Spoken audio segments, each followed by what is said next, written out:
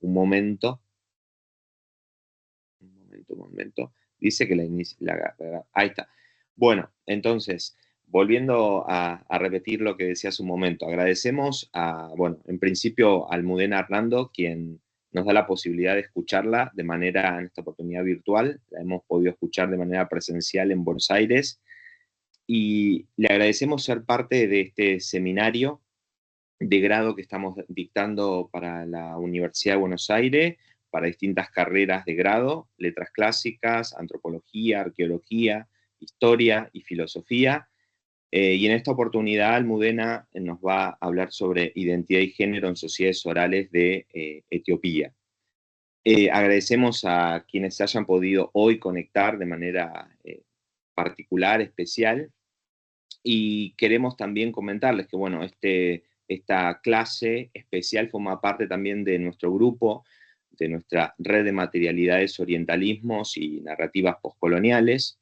Voy a hacer una breve, a su vez, presentación de Almudena para invitarlos e invitarlas a leer otros trabajos más, además de los que figuran en el programa del seminario.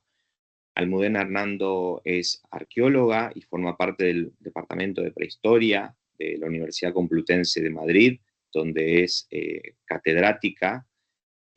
Asimismo, forma parte del Instituto de Investigaciones Feministas y se ha dedicado y se dedica en su investigación a los estudios de las dinámicas que rigen la construcción de la identidad en los ámbitos principalmente de las sociedades orales y de las mujeres, del pasado y del presente. Ha trabajado, ha hecho diversos trabajos de campo, de investigación, con distintos grupos indígenas como los Quechí en Guatemala, los Aguá en las Amazonas, y en este caso de quienes nos va a hablar son los Humus y Tatsin en Etiopía.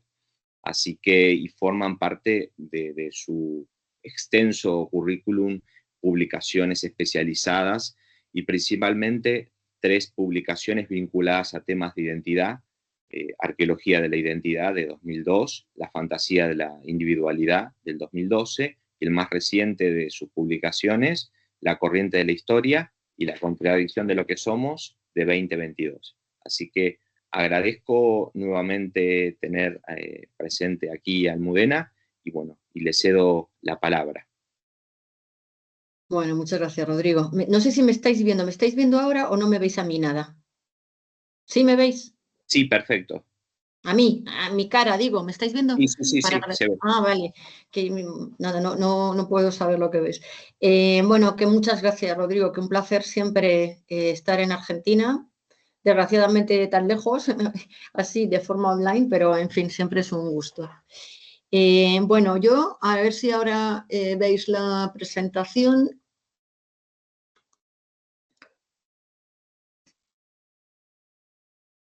A ver.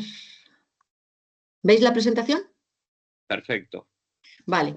Bueno, pues a ver, yo os voy a hablar, como dice Rodrigo, de bueno, el resultado de un proyecto de investigación que yo tuve en Etiopía, en concreto con 2 sociedades orales que son Humus y Datsin. Esta foto es de mujeres Datsin. Ahora os voy a contar los parecidos y las diferencias entre los dos, ¿no? Sabéis que Etiopía está bueno, en el Cuerno de África, ¿no? Es un país interesantísimo, interesantísimo. No me puedo detener ahora porque no es el lugar, pero es interesantísimo. Tiene más de 80 grupos étnicos y tiene zonas muy, muy diferenciadas. Tenemos toda esta zona sí, más marroncita de aquí, que es un altiplano, o sea, en Addis Abeba se está siempre como a 21 o 22 grados, estás chaquetita, que hablas de Etiopía y te parece que es el calor desértico, no, el altiplano es muy fresco. Y lo que pasa es que luego, bueno, estás aquí en Addis Abeba, la flecha de mi ordenador, ¿la veis? ¿Estáis viendo lo que yo muevo ahora de flecha? ¿No lo veis? Sí, sí, sí, sí. Ah, vale. Pues estás en Addis Abeba, vas por esta carretera, cruzas el Nilo, este es el Nilo azul, ¿veis? Que sale del lago Tana. Entonces, cruzas el Nilo y de repente se te acaba esto bruscamente y empieza una zona de tierras bajas que es donde nosotros hicimos el proyecto. Yo iba inicialmente con Alfredo González Ruibal, Lo único es que después yo me independicé y este proyecto ya era mío, era de etnoarqueología y género.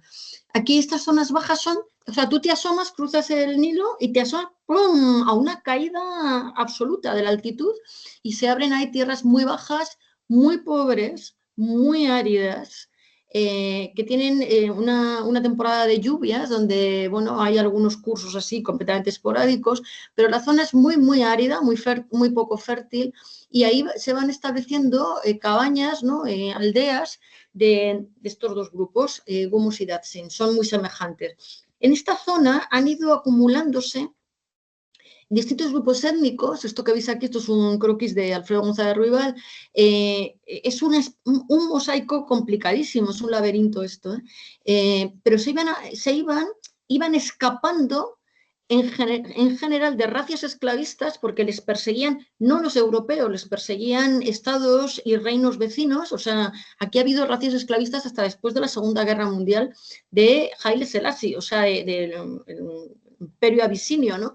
De Sudán y de Etiopía, y perseguían y buscaban población negra esclava en estas zonas. Entonces, estos grupos iban escapando, llegando a los peores sitios donde al final ya no se podían mover, ¿no? Y entonces ahora viven en estas zonas y nosotros empezamos, o sea, a trabajar, y luego mi proyecto se desarrolló aquí en los márgenes de un afluente pequeñín, el río Galegu, donde se juntan dos grupos, que son los Gumus, que son mucho más numerosos, y los Datsin. Se juntan y tienen una aldea al lado de la otra, pero no se mezclan. ¿Por qué no se mezclan? No se mezclan porque, para empezar, tienen lenguas distintas. Unos hablan, o sea, Gumus y Datsin es el nombre de las lenguas, porque tienen reglas matrimoniales distintas. Esto es fundamental y por eso no se casan. Las Gumus por intercambio de hermanas, las Datsin por compra de la novia. Los dos sistemas son absolutamente patriarcales, donde la mujer es una mera moneda de cambio, pero funcionan de forma distinta. Y luego la apariencia es diferente también. Las mujeres Gumus llevan estos pendientes de níquel que veis aquí y muchas escarificaciones, que ahora os contaré lo que es si no lo sabéis, y las mujeres Datsin llevan mucha decoración en la cabeza de cuentas de colores y tienen menos escarificaciones. Entonces viven en aldeas que están al lado una de otra, pero no se mezclan. Bueno, las sociedades, sobre las Datsin no había bibliografía, pero se las compara absolutamente con los Gumus, y sobre los Gumus, toda la bibliografía que había la consideraba una sociedad igualitaria. Esto es increíble, pero supongo que habéis tenido experiencias, si tratáis con sociedades orales, de que los investigadores lo único que se fijan es en los hombres, no se fijan en las mujeres. ¿Qué pasa con las mujeres, no? Aquí se han considerado sociedades igualitarias porque no hay diferencias de riqueza o de poder entre los hombres. Ahora ya están islamizados los Datsin, entonces sí que están pues las figuras religiosas y etcétera, ¿no? Pero no hay jerarquías de poder, y entre los Gumos tampoco son consejos de ancianos. ¿Cómo consiguen esta igualdad? La consiguen a base de idealizar la pobreza. Eso está estudiado también, ¿no? Este mecanismo de idealización de la pobreza para evitar las desigualdades económicas, ¿no? Ellos cultivan, los hombres, sobre todo sésamo y sorgo, cultivan con una azadita y con un palo cavador. Conocen el arado, porque los Amara, el Estado está colonizando estas tierras con campesinos Amara de las tierras altas, los está desviando ahí para que sirvan de frontera amortiguadora con Sudán, y tienen arado. Es decir, que ellos conocen perfectamente el arado, pero siguen cultivando con azada y palo cavador, ¿no? Así que no hay diferencias en el grado de riqueza. Y entonces los hombres tienen la misma riqueza. Pero, os pongo aquí, si se observa la relación entre hombres y mujeres, es de clara dominación. Os diré aquí hasta el punto de que las mujeres Datsin sufren ablación del clítoris, que esto te lo niegan, nos lo negaron cuando íbamos con los inspectores oficiales y tal, porque está prohibidísimo, pero cuando yo ya fui sola con una mujer traductora, que ya los hombres no nos hacían caso, entonces ahí te lo dicen, que se sigue haciendo a día de hoy, ¿no? O sea, que hasta ese punto son sociedades patriarcales. Bueno, entonces mi pregunta en este proyecto era, bueno, entre otras, pero la que os voy a contar es cómo se construye y se reproduce la dominación de género, la dominación de los hombres o la subordinación de las mujeres. ¿Cómo se hace ¿Para qué hace la cultura? ¿Cuáles son los mecanismos de la cultura para que las mujeres sigan reproduciendo y educando a sus hijas en la idea de que las mujeres tienen menos derechos que los hombres, ¿no? Que las mujeres pueden ser un objeto de intercambio entre los hombres?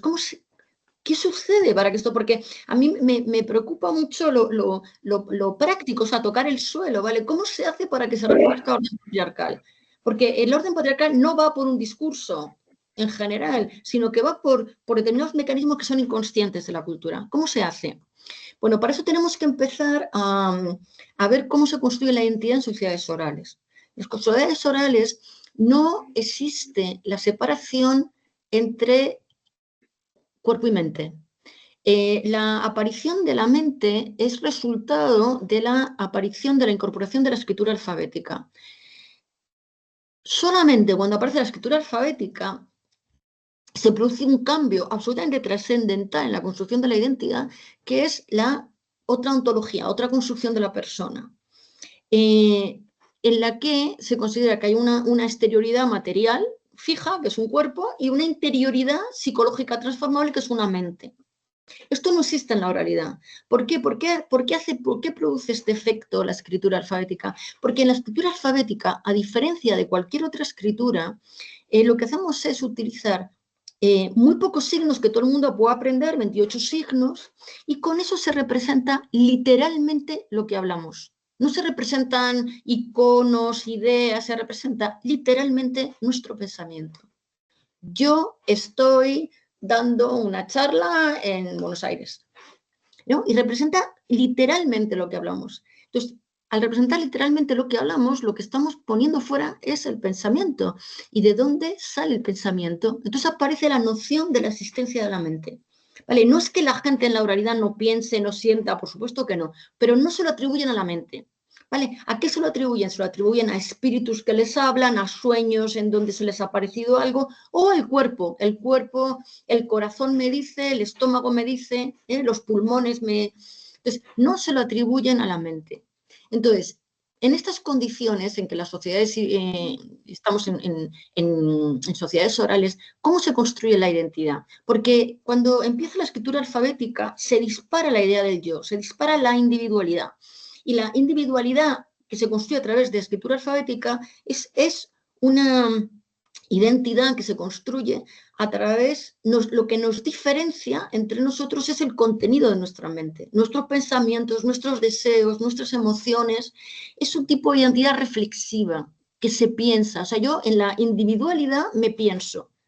¿Quién soy? ¿Quién es Almudena Hernando en mi individualidad? Pues soy, y piensas en tus deseos, la que quiere, la que hizo aquello.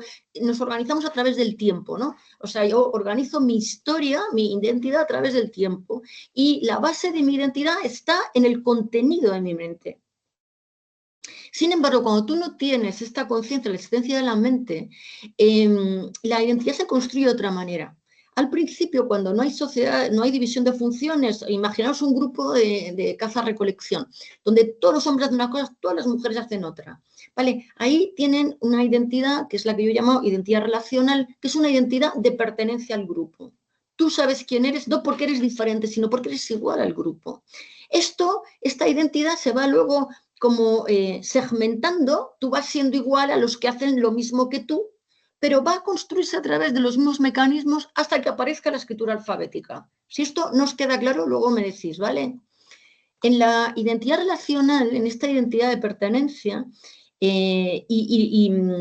bueno, es que no quiero meterme en más complicaciones. En esta identidad, en este modo de identidad, la persona se construye, sabe quién es a través de los vínculos que tiene. Soy la madre de, soy la tía de, soy el hijo de. Y nos da identidad el cómo vemos el cuerpo. Tú sabes quién eres porque te identificas con tu grupo a través de una determinada exis corporal, movemos el cuerpo de una determinada manera. Manejamos una determinada cultura material, nos ornamentamos, utilizamos una serie de objetos, compartimos acciones con determinadas personas que son las de nuestro grupo y todo eso nos adscribe a un determinado espacio. Y eso hace que sepamos quiénes somos.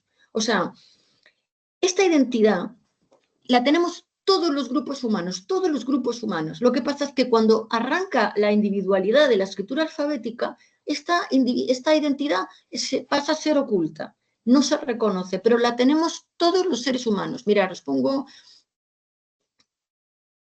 unos ejemplos, ¿no? Si tú ves a alguien cómo se sienta, por ejemplo, ya le estás diciendo, esta persona es japonesa, pertenece a un grupo determinado, un colectivo y a una localización geográfica. Esta persona es bereber, esta persona es occidental, ¿no? Con el cuerpo, ¿vale? ¿Cómo nos saludamos? O sea, yo os oigo hablar a vosotros y digo, vosotros sois de Argentina. ¿Por qué? Porque vuestro cuerpo me lo dice. Cómo ponéis los labios, cómo ponéis la lengua con el paladar, os da un acento distinto. Esto se transmite, esta identidad se transmite de forma no reflexiva. El cuerpo lo aprende. El cuerpo aprende a moverse igual que el cuerpo del colectivo al que pertenecemos. Es un tipo de conocimiento que se ha llamado procedimental. No es conocimiento intelectual, es un conocimiento que se llama procedimental y es inconsciente. El cuerpo lo aprende hasta como los 7 años. Cuando pasan los 7 años ya se cierra este conocimiento y, por ejemplo, por eso cuando tú aprendes inglés y eres pequeño, pues vas a tener un acento perfecto, pero si aprendes inglés después ya vas a por un conocimiento intelectual y ya tienes que esforzarte por racionalizarlo, por pensarlo. Bueno, esta identidad que tenemos todos los seres humanos, porque es imprescindible la identidad relacional, ha quedado oculta a medida que se fue desarrollando la individualidad en los hombres del mundo occidental. Pero es la única identidad que tienen las sociedades cuanto menos división de funciones y especialización del trabajo tienen. Por ejemplo, os pongo aquí 2 grupos del Amazonas, veis que se visten igual, se mueven igual, se decoran igual. O grupos agricultores de arroza, por ejemplo, estos son los Quechí de Guatemala, con los que yo tuve un proyecto también. O estas son las mujeres Datsin, de las que vamos a hablar, ¿vale? O sea, aquí tienen una identidad relacional que se construye, como os he contado, a través de los vínculos que tienen y a través del cuerpo, de la cultura material que utilizan. Hola, buen día. No se encuentra, está ocupado, pero... Vale. De la adscripción al espacio al que pertenecen, ¿vale? Os pongo ejemplos, os pongo ejemplos de Gumus y Datsin para que veáis que no hay idea del cuerpo, no hay idea de la mente, ¿vale? Todo es cuerpo. Es un cuerpo que es afectado bien por sustancias. Cuando sienten malestar es porque hay una sustancia que les afecta o porque hay espíritus, mal de ojo, etcétera, que les están afectando. Mira, nosotros llegamos a una aldea en Datsin y nos encontramos a un hombre que le salía un cuerno del abdomen, ¿veis? Le salía un cuerno. Este cuerno era una ventosa. Esto le estaban curando. ¿Cómo le curaba la curandera? ¿Cómo le estaba curando? Bueno, le ponen esta ventosa y luego, que hace un calor, no os podéis imaginar el calor que hace. Así que le quita luego la ventosa y si le han salido ampollas es porque ha sacado el mal, ha sacado la sustancia. Si no le han salido ampollas es que no le ha curado. O sea, obviamente le van a salir ampollas por el calorazo que hace, ¿no? Entonces, ¿veis? Le saca la sustancia, o aquí os pongo otro episodio de curación de una curandera, Redina, que este hombre había llegado, que se sentía mal. Entonces ella empieza a chuparle la espalda, así como, así, ¿no? Como aspiraciones rápidas. Entonces al final escupe la espalda y, ay, perdón, es que, ay, no me he dado cuenta, escupe en esta palangana como unas cositas negras que debía llevar en la boca, obviamente, que dice que le ha sacado de ese cuerpo. O sea, le saca sustancias, ¿vale? El cuerpo, os digo, no hay conciencia de la existencia de la mente. Sustancias o espíritus que te han afectado. Por ejemplo, aquí os pongo otro episodio de curación. Esta mujer, que es una especialista en sacar espíritus, que está curando a esta mujer. ¿Ves que tiene lanzas? Que se pone lanzas para curar, porque pueden salir los espíritus y los espíritus son muy peligrosos, ¿no? Los espíritus malignos. De hecho, tenía una ayudante que llevaba el látigo. ¿Veis? Ella está sosteniendo el látigo. O sea, la gafea trabaja con látigo y con lanzas para luchar contra los espíritus que puedan salir. ¿Vale? Esto es para deciros, en estas sociedades la persona es cuerpo afectado por espíritus. Bueno, entonces, en estas condiciones, ¿cómo se construye la subordinación de género? ¿Cuál es el mecanismo por el que las mujeres siguen transmitiendo a sus hijas y la sociedad en general, en el régimen de verdad de la sociedad, que las mujeres tenemos menos derechos que los hombres? Entonces, para mirar esto hay que mirar cómo se comportan con el cuerpo, con la cultura material y con el uso del espacio. Os diré, por otro lado, que una vez que tú, o sea, yo os digo, nosotros en la sociedad occidental tenemos esta identidad, aunque no la reconozcamos, ¿no? Porque nosotros idealizamos la individualidad. Entonces, cuando tú ves cómo funciona, por eso yo también, cuando he hecho trabajo de campo con otras sociedades, con sociedades orales, tú ves, o sea, es muy difícil analizarte a ti mismo, o sea, es como un psicoanálisis, tú no te puedes analizar a ti mismo, ¿no? Bueno, pues en estos términos de identidad es igual, es muy difícil analizar tu propia cultura, porque tú estás imbuida de tu cultura, pero si ves fuera, puedes analizar fuera y al otro lo puedes observar con toda la distancia, porque es otro. Eso luego te puede servir para observar esa misma dinámica en tu cultura. Y eso es lo que yo hago, ¿no? Y ahora os voy a contar. Pero vamos a empezar con cómo se construye el género, cómo se produce la dominación de género en estas sociedades, a través de estos mecanismos de construcción de la persona. Vamos a empezar por el cuerpo. Bueno, sabéis que no hay cuerpo natural, no existe el cuerpo natural. En el momento que una persona nace en una determinada cultura, adquiere los significados de esa cultura, ¿no? Y adquiere esos significados a través de dos mecanismos principalmente, es la exis corporal, lo que os he contado, cómo nos movemos, cómo se mueve el cuerpo, y la apariencia, ¿no? ¿Cómo nos ornamentamos? Los seres humanos somos, nuestra especie es la única especie que no tiene protección al exterior. No tenemos escamas, no tenemos plumas, no tenemos pelos, no tenemos piel dura, ¿no? Como una vaca o un caballo. Entonces, nosotros siempre nos hemos protegido y cuando no hacía falta, porque hay mucho calor, el cuerpo se ha decorado, ¿no? Hay dos tipos de decoración. La permanente, es decir, la que queda inscrita en el cuerpo, escarificaciones y tatuajes, va a depender del color de la piel. Tú no puedes hacer un tatuaje en una piel negra porque no se ve. Y la no permanente, la pintura, las cuentas, etc. Hay estudios sobre qué grupos tienen más decoración permanente y más no permanente. Hay un estudio que es muy interesante que dice que los grupos que son más centrípetos, más cerrados, con menos relaciones hacia el exterior, suelen tener más decoración permanente. Es decir, el grupo se inscribe en cada persona, ¿no?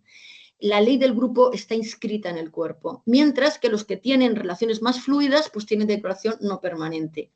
Yo os voy a decir que esto sucede lo mismo en términos de género. Las mujeres hemos tenido siempre una decoración más permanente que los hombres. Es decir, el grupo se apropia del cuerpo de las mujeres en mayor medida que el cuerpo de los hombres. Pero esto lo vamos a ver ahora. Bueno, vamos a empezar con el cuerpo. Y yo diría que hay esto como que podemos juntar la exis corporal con la decoración permanente, porque al final todo es cuerpo decorado, ¿no? Así que lo metería en el mismo bloque. Bueno, empezamos con las escarificaciones, Gumus, ¿no? Las escarificaciones son estas cicatrices. La escarificación se hace cogiendo con un gancho, ellas cogen con un gancho, levantan la piel y cortan con una cuchilla. Cuanto más levantas la piel y cortas, más ancha es la cicatriz. Entonces, eso no se deja cicatrizar. Se le pone ceniza con aceite para que no pueda cicatrizarse, ¿no? Entonces se hacen toda una serie de diseños que parece que pueden venir de marcas de esclavitud. Porque en el siglo XVI ya se utilizaba, por lo visto, en el reino de Fuz, en Sudán, hay marcas de este tipo para marcar ganado. Entonces, es posible que fueran marcas de esclavitud que han sido resignificadas, ¿no? como identificador étnico. El caso es que las mujeres gumus, las escarificaciones han sido como identificadores étnicos de los gumus. Pero hay una diferencia cuantitativa y cualitativa entre hombres y mujeres, porque los hombres llevan muchas menos escarificaciones si es que llevan alguna. Esta foto la he sacado de internet, porque aquí veis a un hombre que tiene escarificación en la cara, igual que la mujer. Pero esto yo lo he sacado de internet porque yo no he conocido a ningún hombre que lleve escarificación. O sea, ya no he conocido a ningún hombre que lleve escarificación. Y en todo caso, de llevarla, la lleva en la cara, solamente en la cara. Sin embargo, las mujeres la llevan en la cara. ¿Ves? Aquí, si veis aquí, todo esto en la cara, todas tienen escarificación en la cara. De hecho, yo vi recién hecha, lo que pasa es que no me dejaron sacar fotos y por supuesto que eso se respeta absolutamente, a niñas como de 10 o 12 años que les acababan de hacer hace poco la escarificación en las mejillas. Claro, debajo de la epidermis la piel es rosita, ¿no? Y entonces tenían todo eso todavía sin cicatriz, o sea, todo rosita. Bueno, a mí me dio una pena tremenda porque es un sufrimiento que llevan no solamente en la cara, sino en los brazos. ¿Veis? Todas en la cara. Esta no se le ve aquí, pero también llevaba en la cara, en los brazos. Ay. Muchas en la espalda, esta la que os he puesto antes, pero veis con otros diseños. O sea, fijaros, y las más mayores incluso en el abdomen. Fijaros que esto es una tortura. O sea, hacer esto es hacer, porque además lo hacen a la vez, ¿no? Pues se va construyendo todo el diseño. Esto es puro sangrado, ¿eh? O sea, tú cuando ves, hay libros por ahí de fotos antiguas, ¿no? De cómo se hacían esto. Entonces, todos son regueros de sangre, porque son cicatrices que se dejan abiertas, ¿eh? Es decir, es una decoración que se ha hecho a base de tortura. Clastres tiene un artículo sobre la tortura como un mecanismo de pertenencia al grupo. Bueno, pues esto sucede como un mecanismo de decoración de las mujeres. Os pongo aquí, el cuerpo de las mujeres, humus, es un cuerpo intervenido por la cultura en mucha mayor medida que el de los hombres. Esa intervención implica sufrimiento, que se asocia a la belleza y queda idealizado. Porque una mujer, cuanto más escarificada está, más bella se siente. O sea, esto es lo que hay que entender también del orden patriarcal y y cómo las mujeres reproducimos su orden patriarcal. Porque como nos educamos en este sistema, en un régimen de verdad, aprendemos a vernos a través de los ojos del sistema, que es patriarcal. Entonces, cuanto más sufrimiento tengas, porque además aquí las mujeres son más admiradas cuanto menos se quejan cuando les hacen esto, ¿no? Cuanto más en silencio lleves el sufrimiento y más apropiado esté tu cuerpo con la cultura, más bella te vas a sentir y más te va a reconocer el grupo. Así que se identifica con la belleza, ¿no? Esto lo hacemos igual en una sociedad, con menos sufrimiento, pero lo hacemos también, ¿eh? Lo digo porque no es, o sea, hay que verlo fuera para poderlo pensar dentro, ¿no? Ya os digo que en el cuerpo de las mujeres Datsin se les hace clítoris. Esto ya no tiene que ver con la belleza, yo les decía, ¿no? La última vez que ya solo hablaba con las mujeres y decía, pero ¿y las niñas no protestan? No pueden protestar, porque ellas saben que no se van a casar si no se les hace esto, ¿no? Pero se pasan 40, yo es que solo lo pienso y ya me pongo mala, ¿no? 40 días con las piernas abiertas porque no pueden, por todo lo que les duele y tal, y luego tienen que volver a aprender a andar. Bueno, horrible.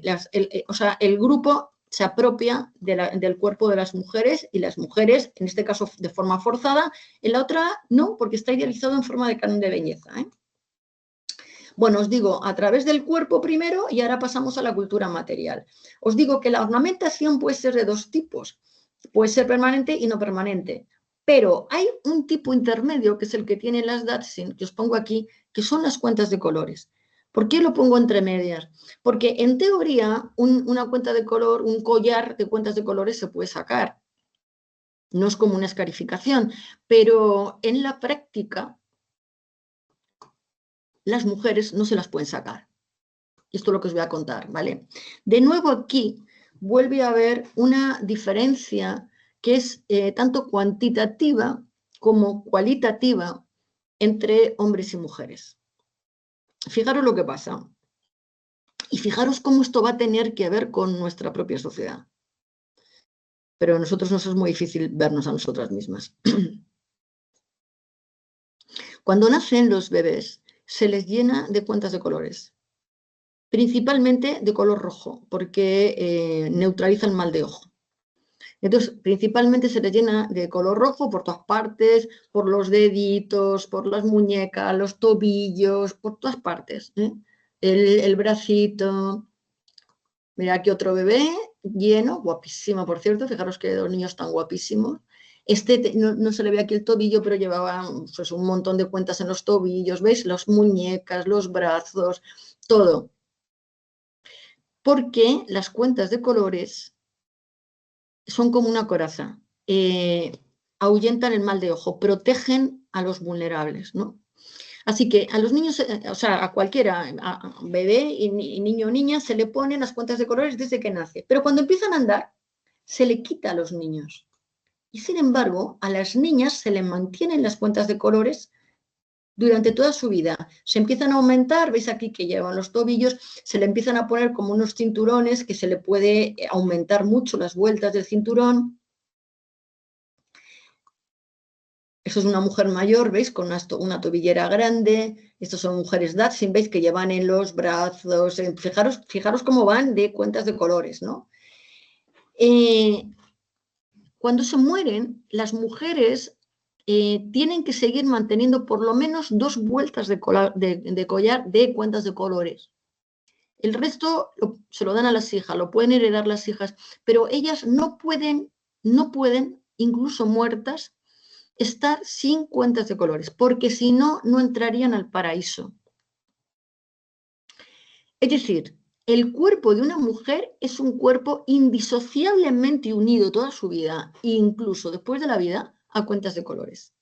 ¿Qué pasa con los hombres?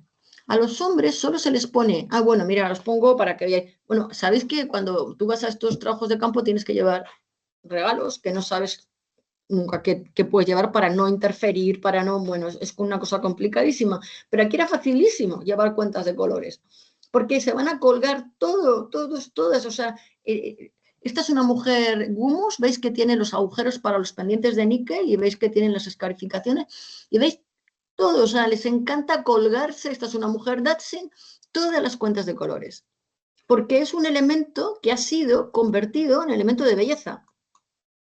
Los hombres no llevan cuentas de colores más que cuando nacen, salvo que estén enfermos. Aquí os pongo 2 que tienen un collar, que no tiene cuentas de colores, pero que tiene alguno, y un amuleto, ¿vale? Porque están enfermos. Pero cuando se acaba la enfermedad se les quitan las cuentas de colores. O sea, las cuentas de colores protegen del riesgo, de enfermedad, de ataque de espíritus, etc. Así que, ¿qué conclusión podemos sacar de esto? Pues la conclusión es la siguiente, os pongo aquí, la cultura material transmite claros significados de género. Los hombres solo son vulnerables en la primera infancia cuando están enfermos, pero las mujeres, esto es lo que te está diciendo las cuentas de colores, son vulnerables siempre. Esto no es consciente, esto no es un conocimiento que se piense, es puramente procedimental, pero transmite ese significado. Sí, lo que te está transmitiendo es una mujer es ontológicamente frágil y vulnerable, es decir, necesita ser protegida. Vale, entonces esto opera, aunque no sea consciente, opera, ¿vale? La mujer es vulnerable y además se convierte, lo incorporamos en forma de ideal de belleza. Os pongo aquí, entre los Dachshund, las pautas de belleza femenina se asocian procedimental e inconscientemente a la infantilización y consecuente vulnerabilidad de las mujeres. Cuanta más cultura material expresiva de vulnerabilidad, es decir, cuantas más cuentas de colores utilice una mujer, más bella será considerada por la sociedad y por ella misma. Porque os digo que el problema de esto es que nosotras nos educamos a través de los ojos de la sociedad y aprendemos a mirarnos a través de los ojos de la sociedad. Perdón que voy a beber agua, que no sé si me veis o no, pero un segundo.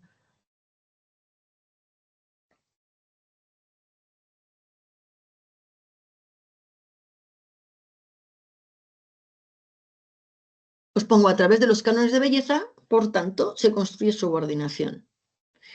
Bueno, voy a hacer una interrupción de los Dachshund para venirnos a nuestra cultura. Pues si tú ves eso fuera y tú dices, a ver, ¿y qué hacemos nosotros en nuestra cultura? Con el cuerpo y con la decoración. Bueno, el cuerpo de las mujeres en el mundo occidental es un mundo siempre mucho más intervenido que el cuerpo de los hombres por la cultura.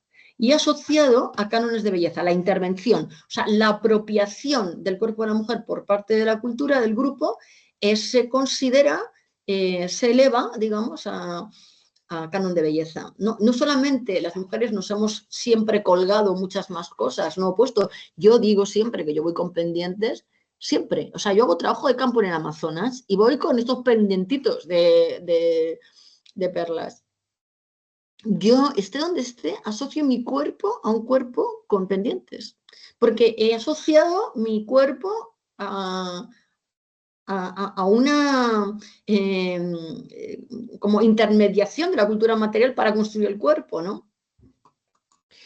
Pero no solamente es un cuerpo más intervenido, es un cuerpo infantilizado, el que la mujer del mundo occidental está reproduciendo como canon de belleza, ¿no? Os pongo la depilación, por ejemplo. ¿Para qué nos depilamos?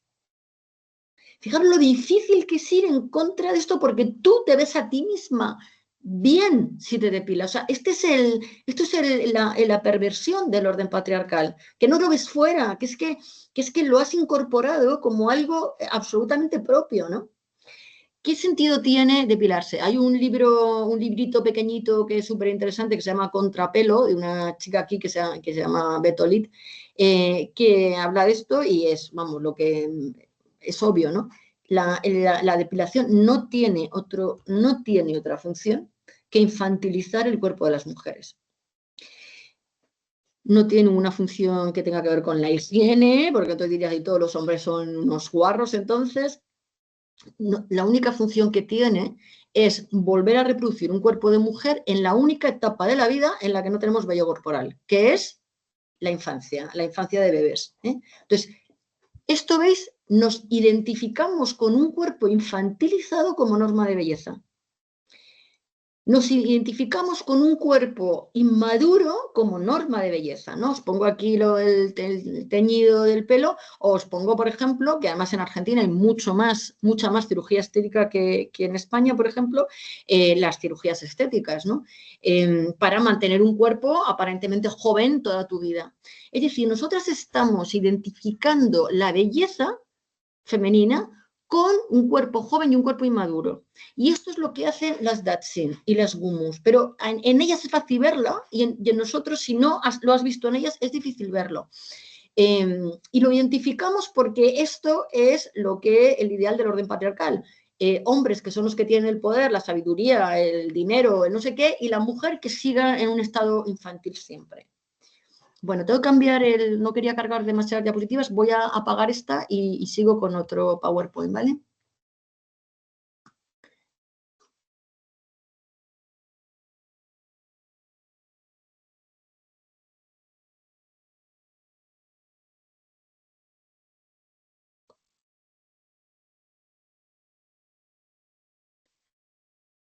A ver. ¿Estoy compartiéndolo ya? ¿Lo veis o no? Porque aquí me dice que estoy compartiendo. ¿Veis otro PowerPoint o no? Identidad y género en sociedades orales de Etiopía 2. Eso es, vale. Perfecto, sí, se ve la pantalla. Vale. Vale, hemos visto cómo se construye subordinación, cómo las mujeres reproducimos esto de que tenemos menos privilegio, menos derecho al poder que los hombres a través de mecanismos procedimentales. Y vamos a ver el tercero que nos queda, que es el uso del espacio. En los Gumus, ahí no voy a mirar nuestra propia sociedad porque ya sería muy complicado. Pero a través del uso del espacio, para que veáis lo importante que son estas dimensiones, a las que no se suele atender, porque en el mundo académico atendemos a las más reflexivas, más no.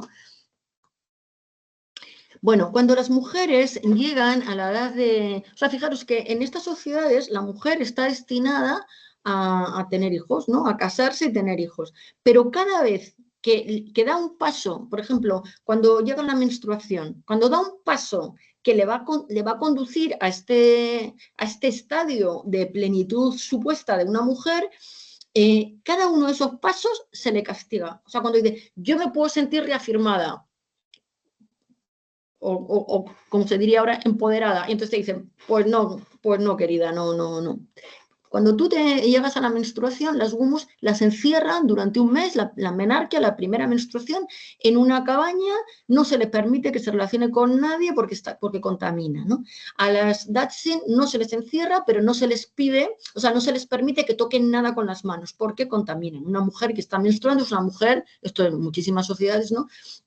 Impura, que contamina.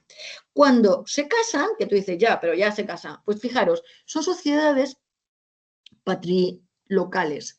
Es posible que las Datsun antiguamente fueran matrilineales, pero ahora no lo son. Y lo que sucede es cuando llega el momento de la boda, a la mujer que se la casa por intercambio de hermanas o por compra de la novia, es decir, que no conoce para nada a la aldea del marido, se la saca de su aldea, de su familia, y se la lleva a vivir en la aldea del marido. En el caso de las gumos se construye de nuevo una cabañita para los recién casados donde a la mujer no se le deja salir en 7 días. Y si tiene que salir para hacer pis o sus necesidades, la llevan a hombros amigos del marido con una tela que le cubre la cara para que no vea la aldea. O sea, se les rompen los vínculos, fijaros que os digo, la identidad relacional son vínculos, esa inscripción al espacio, se les rompen los vínculos y no se las deja orientarse en el espacio durante los 7 primeros días. Se les rompe la identidad, se les rompe. O sea, se rompe a la mujer, os quiero decir, ¿no? Entonces, se la encierra ahí, se le lleva comida, o en caso de las Datsun se ponen, esto nos estaba enseñando esta chica, que muy jovencita, pero que tenía 5 hijos, ¿no? Cómo había sido en el caso, están islamizados, por eso llevan este velo islámico, a veces cuando hay gente y tal se ponen ahí el velo. Y entonces había hecho como un biombo en estas casas, en las casas grandes de los suegros, o sea, aquí la habían llevado a la casa de sus suegros y se había puesto como un biombo con este velo y ella estaba detrás, solo le podía dar la comida niños pequeños y la comida era peor calidad que la del resto de la familia. Y se pasan ahí 7 días. O sea, fijaros cómo te desestructura todo esto, ¿no? A las mujeres se les quita el espacio, se les rompen sus vínculos, mientras que a los chicos, desde pequeñitos, desde que son adolescentes, que tienen como 15 años, se les hace lo contrario. A los chicos se les empieza a construir una cabañita que se llama disoko, una cabañita así, para que jueguen a ser mayores, para que jueguen a ser independientes, ¿no? Esta cabañita, esto es como nosotros somos arqueólogos, no arqueólogas, pues hacemos croquis como en arqueología. Esto es un croquis de una casa familiar, ¿no? Y aquí tenéis la cabaña del adolescente, donde solo hay como 2 camastros, o sea, es una cosa que no... Él va a comer, o sea, todo eso lo hacen las mujeres en la casa, la casa familiar, pero él juega a ser mayor en su casita.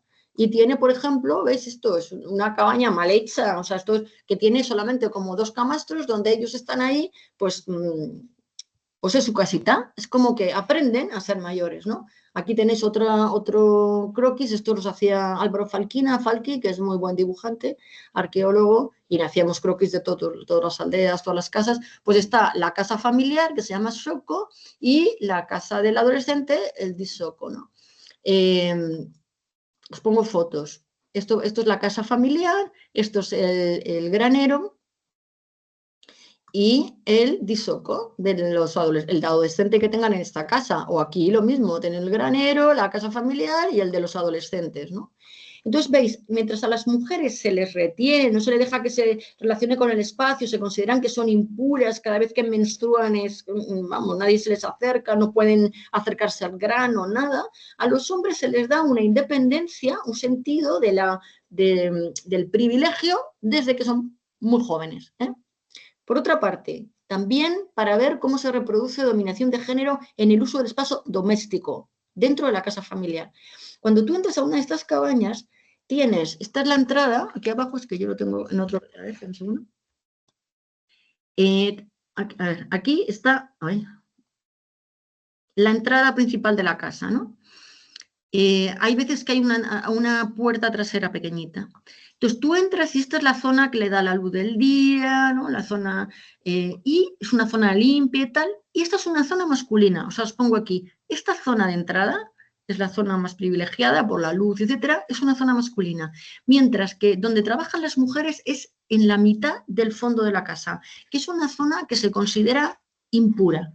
¿Por qué? Porque aquí está la mezcla de sustancias. Como ahora vamos a ver. De hecho, por esta puertecita, o sea, si por ejemplo para hacer pis salen y se ponen a hacer pis aquí, justo aquí detrás, ¿no? Si muere un bebé menor solamente de unos meses, lo van a enterrar aquí, en el lugar de la basura. O sea, este es el lugar donde de los desechos. De hecho, las casas tienen nombres de personas, tienen nombres de personas, pero el techo es la cabeza, la boca es la puerta, el estómago, que es donde se cocina, y tienen incluso el nombre de ano, porque es como, no es una metáfora, esto también nos llevaría mucho más tiempo y además yo tendría que trabajarlo más porque es muy complicado, porque no es el concepto de cuerpo que tenemos nosotras, que empieza en mi cuerpo es yo. No, aquí no, es un cuerpo extendido, es un cuerpo que es mi cuerpo, mi casa, mi granero, es otro concepto. Bueno, el caso es que las mujeres trabajan en la zona del fondo, que es la zona impura, porque es la zona donde se mezclan las sustancias, como os digo, ¿veis? Entonces todos los croquis de todas las casas que tenemos son así, una zona como limpia, ordenada en la mitad delantera y una zona llena de cosas en la mitad del fondo, ¿veis? Os pongo fotos. Esta es una mujer macacua, gumus, que está ahí cocinando. Y ves toda la parte trasera, es así, está llena de, bueno, tenían como para hacer la comida, para almacenar estos vasijas de cervezas, o sea, en fermentación, ¿no? Estos son los jerrycans que cogieron el plástico y ahora es como vital para ellos, porque además las que cargan el agua siempre en todas las culturas suelen ser las mujeres, y aquí a lo mejor llevan 60, un palo así muy largo y 60 kilos en cada extremo. Bueno, veis, aquí están moliendo sorgo, ella, y las vasijas de cerveza, las vasijas las hacen mujeres también, las compran, pero las hacen mujeres, que es pura fermentación, es material impuro, ¿no? Y sin embargo, la parte delantera, esta era mi traductora, mujer. Y ves, en la parte delantera, en esta casa, había dos hombres a los que íbamos a hacer una entrevista, y entonces toda limpita, ordenada, ahí, todo muy puro, muy puro. Entonces, veis, las mujeres se asocian a una zona que consideran impura, que consideran sucia, que igual que las mujeres, ¿vale? Entonces se va haciendo esta asociación entre la mujer impura, el hombre puro, la mujer con cosas en transformación, el hombre es el que cultiva, y el que, bueno, si hay algo de ganado lo suelen llevar los chicos adolescentes, ¿no? Pero las que transforman las sustancias son las mujeres. Y hay un tercer elemento que tiene que ver con el espacio, que también a mí me parece muy significativo para reproducir dominación de género, que son los graneros. Los graneros los construyen los hombres, pero los decoran las mujeres. Y no los pueden llenar las mujeres, los llenan los hombres. El granero tiene los nombres igual, o sea, tiene pies, piernas, brazos, ano, intestinos, es todo. Esto es como, a ver, tenéis que pensar, por ejemplo, cuando nosotros hablamos de la cerámica, bueno, en arqueología por lo menos, ¿no? Que tú describes una cerámica y los atributos de una cerámica y tú dices la panza, el labio de la cerámica, el culo de la cerámica, y esto lo decimos y no decimos, estamos hablando de un cuerpo humano, pero le estamos poniendo nombres de un cuerpo humano y esto debe venir de algún sitio y algún significado tiene que tener. Bueno, pues esto es lo que pasa aquí, que no lo hacen conscientemente, esto es un cuerpo, pero los nombres que tiene, las partes del granero, son, igual que la casa, son del cuerpo. Y os digo, es otro concepto de cuerpo. Bueno, ¿qué pasa con el granero? El granero lo decoran las mujeres y le suelen poner decoraciones bien de un cuerpo de mujer, ¿veis? Con los pechos, o simplemente los pechos, o de las escarificaciones, las mismas, pues le ponen la misma escarificación, o estos puntos, por ejemplo, que se decoran muchas veces ellas, pues también van a los graneros, o estos signos raros que se hacen a veces en los brazos o en la espalda, pues también hay en los graneros, ¿no? Bueno, os digo, los graneros los llenan los hombres, ¿no? ¿Qué tiene que ver esto con el cuerpo de las mujeres. Esto aquí hay algo que en general la sociedad, que no se dedica a la antropología y tal, tiene una idea equivocada. Cuando te dicen, no, porque los hombres, a ver, la mujer, la única relación segura que tiene un bebé es la de su madre. Porque el padre nadie sabe quién es, pero la madre está segura porque la ha parido, ¿no? Eso te lo dicen. Y yo digo, esto no es lo que piensan estas sociedades, esto es lo que nosotros le atribuimos a estas sociedades. Porque tanto en el Amazonas como en Etiopía, y como en muchos estudios que hay, esto no es así. Como en estos cuerpos no hay, a ver, todo es sustancia, como en estas personas, perdón, todo es sustancia, ¿cómo se forma un bebé? Nosotros sabemos cómo se forma un bebé porque lo hemos estudiado. O sea, nosotros, a ver, el semen, ellos conectan absolutamente el acto sexual con la concepción, ¿no? Absolutamente. Pero claro, el semen lo ven, el semen se ve, se toca, se huele, pero los óvulos, ¿cómo van a saber qué son los óvulos? ¿No? Eso lo sabemos nosotros porque nos lo han contado y no lo hemos creído. Pero nosotros no vemos los óvulos. ¿Cómo se mezcla? ¿Cómo se forma un embrión? Pues ellos creen tanto en el Amazonas, que he trabajado, os digo, como en Etiopía, como en estos grupos en general, donde se ha estudiado, creen que se mezcla creen que se crea por mezcla de sustancias. La del semen está clara, pero ¿cuál es la sustancia del cuerpo de la mujer que se mezcla? Pues hay la posibilidad de que crean en algunos grupos del Amazonas, no en el de los Aguá, donde yo trabajé, que es la leche materna, porque cuando pares empiezas a tener leche para amamantar y entonces ¿dónde estaba esa leche? Se piensa que la tenías dentro. Pero en mi caso, que es mucho más frecuente que lo de la leche, lo que pasa en muchos grupos del Amazonas es que se cree que el embrión se forma por mezcla del semen con la sangre de la menstruación. Esto es completamente lógico, porque cuando estás embarazada dejas de menstruar. Entonces, esa sangre, ¿por qué no te sale la sangre hacia afuera? Pues porque se está quedando dentro, ¿no? Entonces, los Aguá del Amazonas, por ejemplo, el grupo donde yo trabajé, ellos creen que tienes que tener, para poder formarse el embrión, la madre tiene que tener relaciones con varios hombres durante todo el embarazo, porque no basta el semen de un solo hombre. Sería insuficiente, tiene que tener semen, aporte de semen de varios hombres. Por eso existe una figura estudiada, descrita, que es la de la paternidad múltiple, que considera que una persona tiene tantos papás como hombres han aportado semen al embarazo de su madre, ¿no? Entonces tienen varios papás. O sea, esto de que no se sabe quién es el padre es absolutamente falso. ¿Y qué pasa en Etiopía? ¿Qué pasa con estas mujeres que tienen estos graneros? Pues ellas consideran, ellos te dicen que, me decían, ¿no?, que los hijos están contenidos en el padre, en los hombres, que los hijos no vienen de las mujeres. Porque si las mujeres no tienen relaciones sexuales con los hombres, nunca se quedan embarazadas. Es decir, el hijo lo aporta el hombre a través del semen. O sea, la mujer se considera como un continente vacío, al que el hombre le deposita el hijo. Y esto es lo que pasa con los graneros, ¿eh? O sea, es un cuerpo de mujer que es llenado por el hombre. El que da el alimento al granero y por tanto al grupo es el hombre. Por eso, y la mujer es el cuerpo externo. Vale, entonces, tenemos, y con esto ya lo remato para que me hagáis las preguntas que queráis. Os pongo aquí. La subordinación de género se reproduce a través de mecanismos que no son verbales, en los que participan las propias mujeres a través de los ideales de belleza, la asociación a espacios y actividades y a un concepto de cuerpo como receptor pasivo. ¿Vale? Así funciona la reproducción de por qué los hombres tienen más poder en sociedades Gumus y Datsin. A través de conocimiento procedimental. ¿Veis? O sea, y esto sigue operando en nuestra sociedad.